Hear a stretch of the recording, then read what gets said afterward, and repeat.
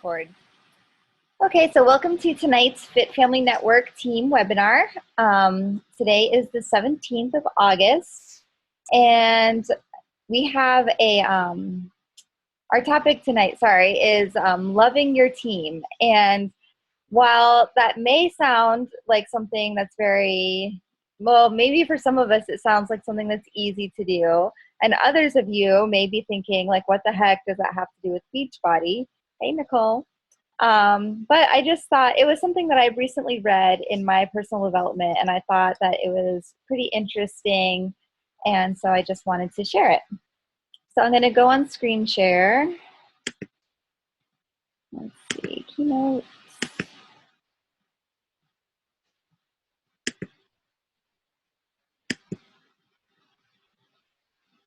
Oops. Okay, there we go. Can you guys see it? Yes, okay.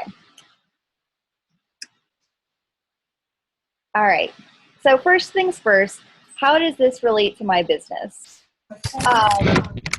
Loving positive thoughts versus negative, angry thoughts. And so obviously you would think that that's not even I'm on a call. Why do I do that?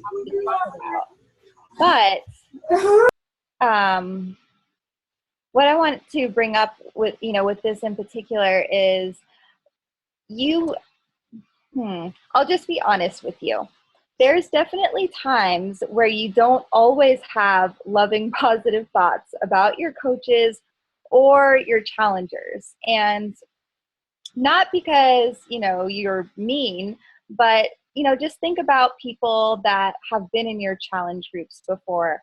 And you guys talked at length about, their goals and what they wanted to achieve in their fitness journey. And they were so ready to make these changes. And then, that frustrating feeling that you get when they kind of fall off, like they just stop replying to your messages. Like you get that feeling that they are ignoring you because they're not doing their workouts. So they're not following up with you because they don't want you to know that they fell off track.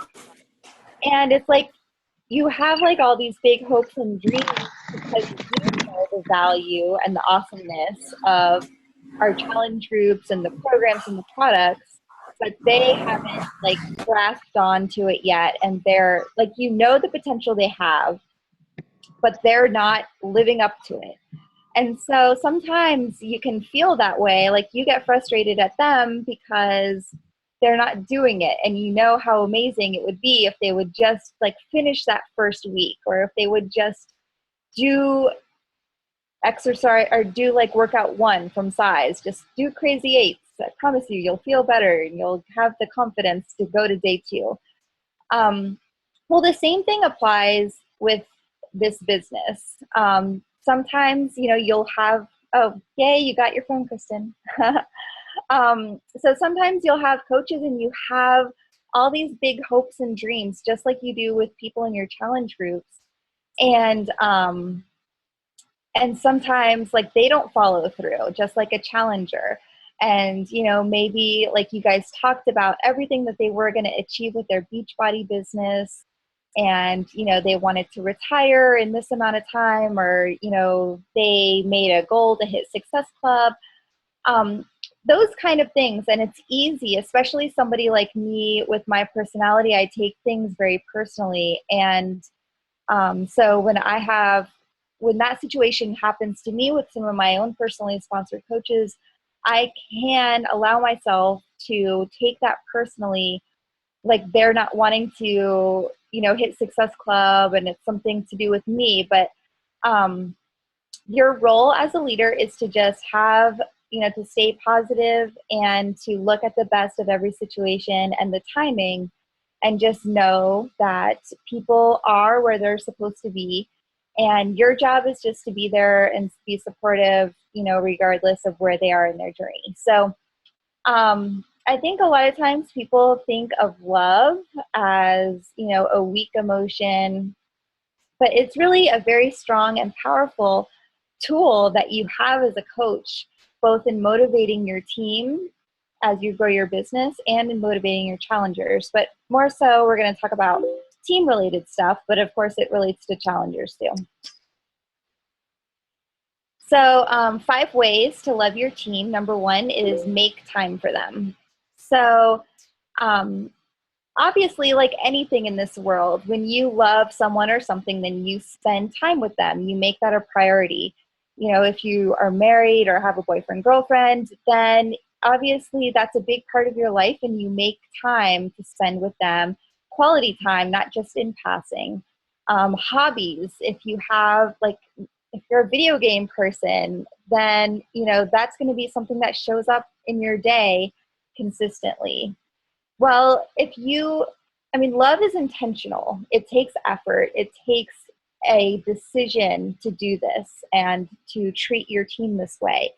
So, step one is going to be getting to know your team and your coaches. And when I say team slash coaches, I'm kind of referring to your personally sponsored coaches as well as, you know, some of your downline coaches. Um, you know, if you're going to be building like a multi-star diamond organization, it's going to take relationships that go further than just your own personally sponsored coaches. So get to know them, you know, figure out who they are, figure out what drives them, what's their why, what's their motivation. Spend time with them. Some of you guys have local teams, and that's awesome. You guys have, you know, weekly events or monthly events that you can do and get together and see each other. And I know Stella's team in Kansas, I know they do a weekly meetup, and then Healthy for Life does a lot of things in person. Fit Family Network, Knoxville edition, is trying to get some things set up. So that's a great option if you have local. If not, you always have Zooms and, you know, chat, different things, Google Air. There's a lot of options that you can get together with your team. And even if you're not having like a team call like what we have every Monday, but just having that time that you can log on, connect, see each other face to face, and just say, hey, what was good this week? What sucked this week?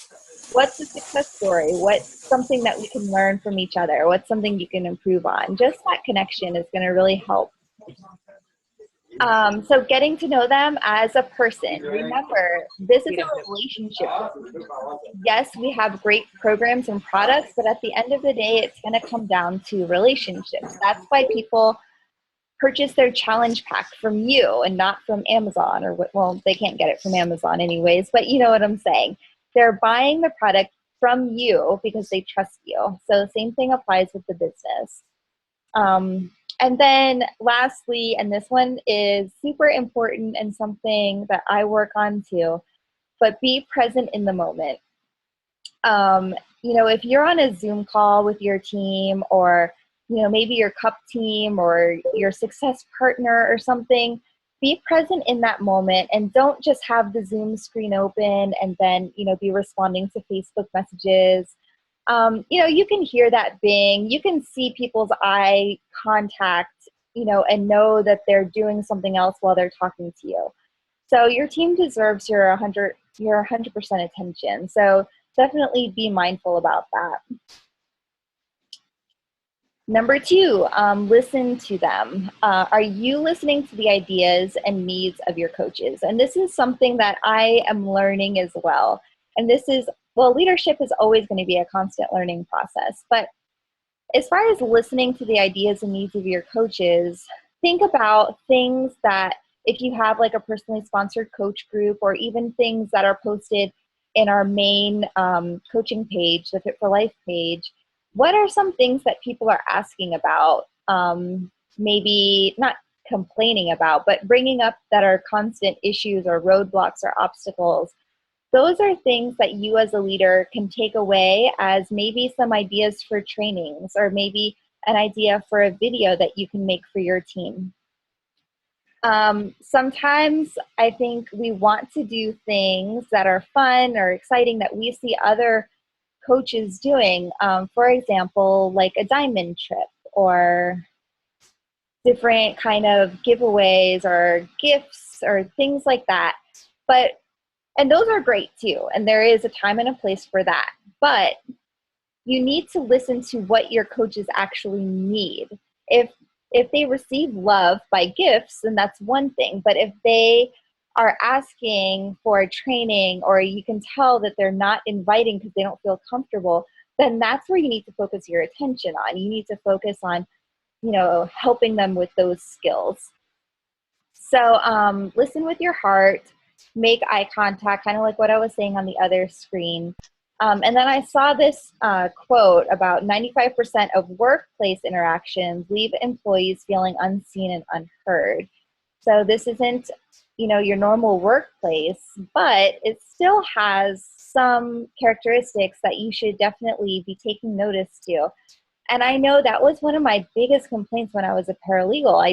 I hated that I felt like I didn't matter, like my opinion didn't matter. They didn't care what I wanted, like what kind of stuff I wanted in the break room. They just wanted to buy whatever was the cheapest thing, or they didn't care like if I had an idea to implement for a different kind of filing system, or this, like, my ideas just didn't seem to matter. And so you want to make sure that you are listening to your coaches, to your teammates, and just seeing if trying to implement some of the things that they're asking for. Number 3, recognition. When I evaluate myself, like as a leader, I think, I'm good in some areas and bad in others. Recognition, I think I do pretty well because it's something I enjoy doing. And so things like doing personalized notes, sending a card, sending a new coach information or a new coach package to your coaches when they first sign up. I see a lot of you guys do that, which is awesome. Maybe sending out a sample of E&E, or sending their first book, like GoPro or one of those, and just something personalized, showing that, that they matter. And that always, goes a long way, getting something physical in the mail.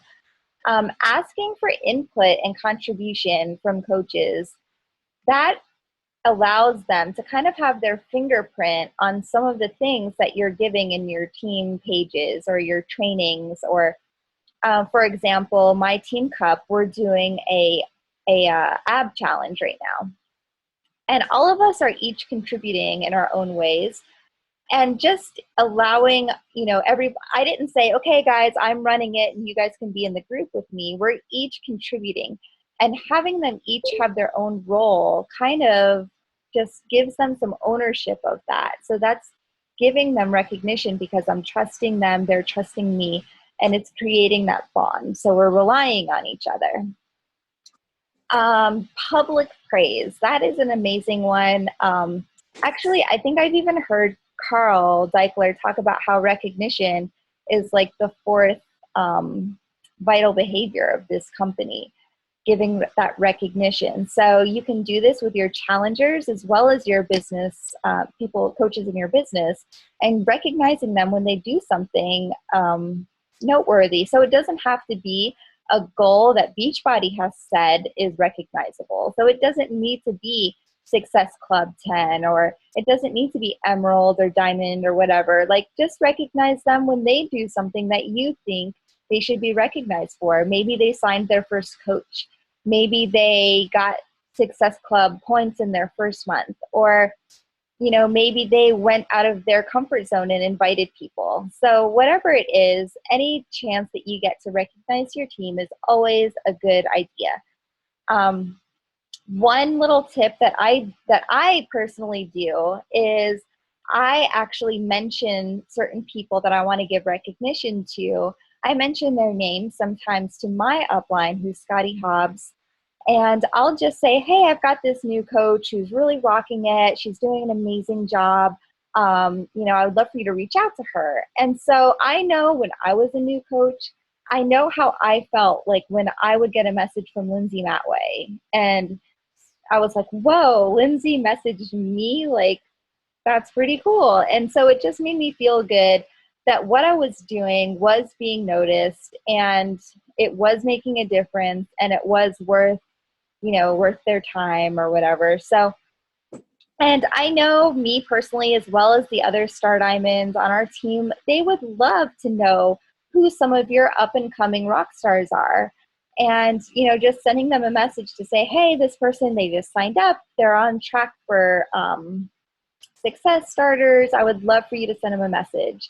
We would love to get those messages from you guys. So, make sure that you're doing that and letting them know who your up and coming people are. I've got a picture down in the bottom with Corey in the Fit Family Network Summit postcard. Most of you guys should have gotten that if you went to Summit. The key was that you had to put your name in the Google document when I had asked you guys to put in your address and stuff. That's what it was for. So if you didn't get one, that's why. But, I love sending out little like note cards or postcards. A lot of you guys have gotten them over the years from me from Summit or Winter Retreat or those kind of things, because they're just nice little mementos, just a way to recognize you, to say thank you for coming to our event or thank you for believing in me, those kind of things. So any chance that you can do that, that's going to definitely grow the heart. Okay, number 4, serving. Serving others strengthens our will to achieve. I really loved this quote. The higher you get in an organization, the more it is your duty to serve the people below you rather than having the people below serve you. How can you make your team's role as coaches more enjoyable? And how can you create an environment that will lift the spirits of your team to encourage growth, personal development, and vision for the future? Sorry about those typos. I don't think PicMonkey shows those to me. So, but anyways, just some ideas for things that you can do for this topic is going to be, possibly running personal development challenges. Getting your team on board for maybe one book that you guys are going to read together, or just giving that extra support to encourage them. Giving a list of the different personal development books out there, based on what your need is right now. That's something I just posted in my personally sponsored group. This big list of PD, like if you're struggling with understanding network marketing, if you're struggling with confidence, if you're struggling with leadership, just whatever topic it is. Also, challenge groups. There's a lot of times that we've run like coaches only challenge groups because, let's face it, there's a lot of times that we let this business take over and we fall off track of our own fitness. So just offering those tools and giving them, the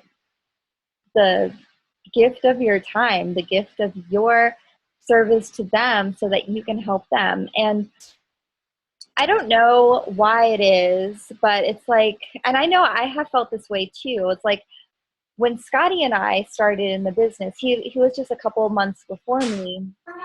But, like as he grew in the ranks and, he became in the top 10, it was almost like I felt kind of like bad to ask him anything. Like, oh, well, I don't want to call and bother Scotty. And I don't know why that mindset happens, like where that mindset shift comes from, when or where or why. But I don't even know how it came up, but I was talking to him about it one day, and he's like, I don't know why. He's like, I want to hear from you. If there's something I can do to help you, I want to know. That's the cool thing about Beachbody is that, your position, your role as a coach, you really can't advance very far without helping the coaches on your team. So that's why, like, all of us are like interlinked with each other, and it's in all of our best interest to help each other, which is really cool. So I really liked this acronym below: see the future, engage and develop others, reinvent continuously, value results in relationships, and embody the values. Oh, yeah. And the last thing I wanted to mention on this one was team goal setting. And this is something we've kind of gotten off track with in Fit Family, but for a little bit, we were setting goals for the team as far as like a team-wide Success Club point goal or things like that. And I definitely want to get back into that. And I think it was really fun to kind of rally together. So, this month being Team Cup month, I think it would be a really easy transition next month to start doing that again. And number 5, bringing out the best in your team. When you love someone, you want the best for them, so that's obvious. The best way any leader can demonstrate their love for their team is to help each person deliver their strength and provide an opportunity for that person to utilize them. And now this takes you getting to know your teammates, the coaches on your team, like I said in slide 1. Because once you know them and you have that relationship, then you know where their strengths are. You know that this person is great at time management, and you that person. You're not going to sleep in that? I was thinking about it, but I'm not sure who it is, but can you guys make sure you're on mute? So you want to get to know them, so then you can seek them out to help teach on a team call about something that they're really strong in. And when you ask your coaches to, speak on a team call or to help with the training, that's going to lift them up and build up their confidence and let them know that you see value in them. That's one of the biggest hurdles in this business, is realizing your own value as a coach and realizing that you can do this and you do have value to offer to other people and you do have the skills and ability to grow this. So when you know that you have coaches on your team that are skilled in different things, organization, fitness, clean eating, time management, videos, blogs, and you ask them to help contribute and participate, it just builds up that person's confidence and brings out the best in them. It just makes you feel good that somebody went to you to ask your advice and to ask for your contribution. Kind of like, like let's say that you have an amazing punch recipe and then there was like a party, the neighborhood block party or whatever, and you get the invite, and then somebody calls you and says, "Oh, Rachel, I want you to bring your punch. It's always the best punch. So excited that you're coming because I really want you to bring the punch." So it just makes you feel kind of good because you're like, "Oh, okay, good. I'm going to make my punch. Everybody loves my punch." Like, it just makes you feel good. It makes you feel valued, and it makes you feel needed. And when you feel that way, it just gives you more engagement, more connection to your team and your coaches. So always be on the lookout for opportunities to do that. And lastly, you have to directly tell people that you want them to succeed, not because you want them to succeed so that you can advance in rank, but you want them to succeed because you want them to be successful and happy, and that you want the absolute best for them because you love them. And you can only genuinely feel that way if you take the time to get to know them. So that is what I have. Okay, we're back. So thoughts, comments? Anyone ready to contribute for a team call?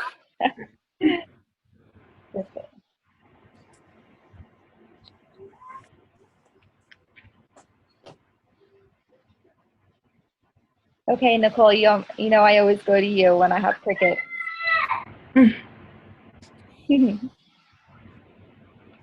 Oh no, you look frozen. Okay, Sarah Manarisi, you go. I don't really have anything to say. No, this is true. Just that if you want to cultivate love, you gotta show love yourself. And some people are harder to love than others. I have a few in my challenge group that there are days that when they don't see me, obviously I'm rolling my eyes and throwing my hands up in the air like, really? But, you can't show that side of you to them because then it discourages them. So it's really also about just keeping your own emotions in check. Yeah. Just doing your best to love on others as much as you can, even when you don't feel like it. Mm-hmm. Yes, even when you don't feel like it. Those are the key words. What about you, Robin? You've got a bunch of kids, so you know a little thing or two about love. I would say that usually the kids, well, I know, from the kid aspect that the ones who need the love most are the ones who are the hardest to love. Because of the way that they either behave or act out or have attention-seeking behaviors. And I think that, like, I would agree. I have some people that just, I think they have a difficult personality. I would say I get along with most people, but I just think that maybe they haven't received the attention and the praise that they need. And I think one thing that is helpful to know is like their love language, which I don't know if you all know about the 5 love languages, but I think in developing, deep relationships, I think it's really important to know what someone's love language is, because if their love language is gifts and you're just doing all these words of affirmation, they're going to be like, that doesn't really do anything for me. Not that you need to be sending them all these gifts, but anyway, but I think it's important to know, what their love language is, and that way you can kind of help, encourage them, especially if they're on your team, because help build them up and encourage them, and build your relationship that way. Yeah, I love the 5 love languages. Like, I think it's such an awesome book, and I refer people to that all the time. And it's so relatable, to marriage, to kids, to this business, to your challengers. Like, it's just like awesome. Yeah, it's definitely great. I think if you haven't read it, you should, because I think it will be good for your kids, like your spouse, friendships. I mean, you can apply it to every relationship that you have. Yeah. Okay, can you guys hear me? Yes. Were you done, Robin? That was awesome. The only part that I could catch. My computer froze up, and it's just been one of those days. Anyway, okay, let me turn this way. So I'm on my phone. But anyway, I think this was an awesome call. I don't know if anybody else agrees, but we all know that August is a tough month as far as the business goes, and coming off of Summit last month and everything, I think it is a great way to remind us of, we belong to these bigger teams, but also I just love the reminder of that we also have our own smaller teams. And sometimes I think that gets lost, and I think I'm guilty of that.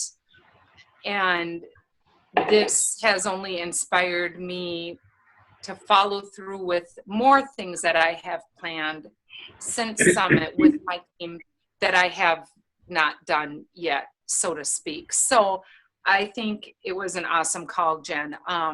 And as far as, I posted that day in the Fit Fam page of that coach that I had that ended up suddenly dropping out of nowhere.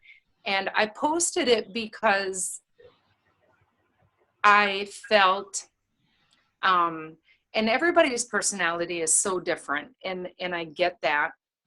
And I still struggle with investing in time with coaches, and they're, just like when they start a fitness program, they're all gung-ho and they follow the round 1, and then they move on to round 2, and then all of a sudden round 3 they kind of dwindle off.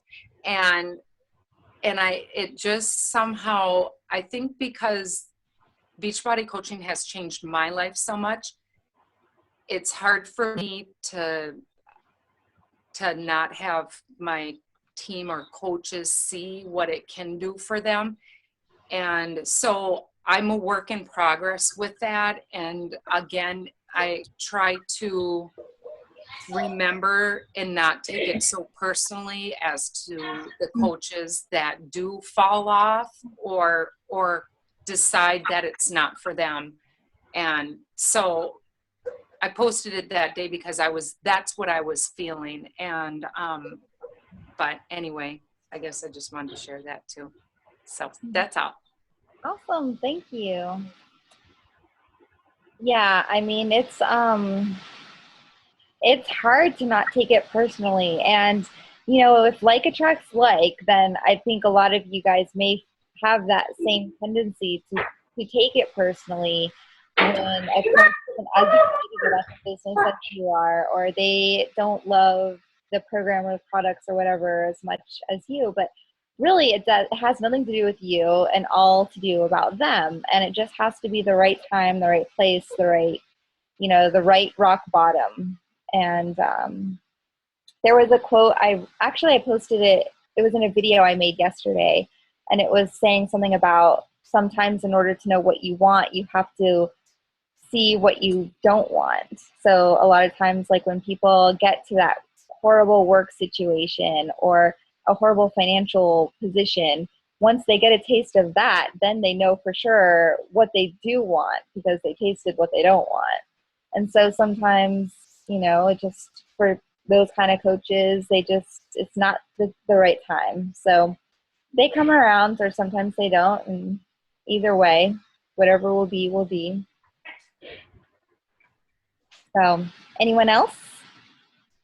I think the main thing is just to be encouraging, because I mean, it's a lot harder than I ever realized. And I mean, some people are able to bounce out there and do it easily, but I haven't been one of those people, and it's definitely hard to stay motivated sometimes. It gets very frustrating, and so the little recognitions and that encouragement to keep trucking is one of the biggest things as a coach that can be done. I mean, Jen, you've done a great job with me, but for some of the other coaches, for your downline, I don't know what you have, but I mean, I've been doing it since November, just now hit Emerald, and it's because it's my husband and my dad. Finally got some challenge pack sales, but it's definitely a lot harder in keeping people motivated and just loving on them and being encouraging is definitely probably the biggest thing that I can say to do for the downline coaches. Yeah. And that just reminded me of something I also wanted to tell you guys is you don't have to wait until you have a big downline to start implementing these things.